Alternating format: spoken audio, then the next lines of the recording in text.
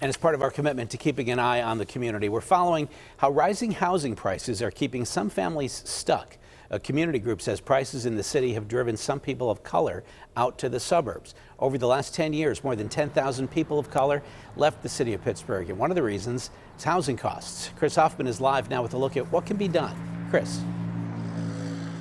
Well, Ken, one of those actions is something we just talked about here, inclusionary zones, which really try to make projects of 20 or more homes or 20 or more apartments make 10% of those affordable housing. Now, according to the Pittsburgh Community Reinvestment Group, neighborhoods like Garfield, East Liberty, Lincoln, Leamington, Belmar saw people of color leave at a disproportional rate. Some of this is because of housing costs just exploding.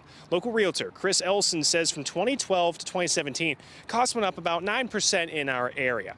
Well, from 2017 to 2022, it went up about 65%. Now, in some neighborhoods like Bloomfield and Polish Hill, the fear is long-term residents will be pushed out as values go up with more development in those areas. So state leaders like State Representative Sarah Innamorato, who represents some of these neighborhoods with investment, says the state is trying to find ways to keep people in their homes. One way is to pass legislation to allow programs like Philly's long-term owner-occupant program, which freezes taxes for some, to be something done statewide. She says Harrisburg would have to change some codes to allow cities like Pittsburgh to also create this program.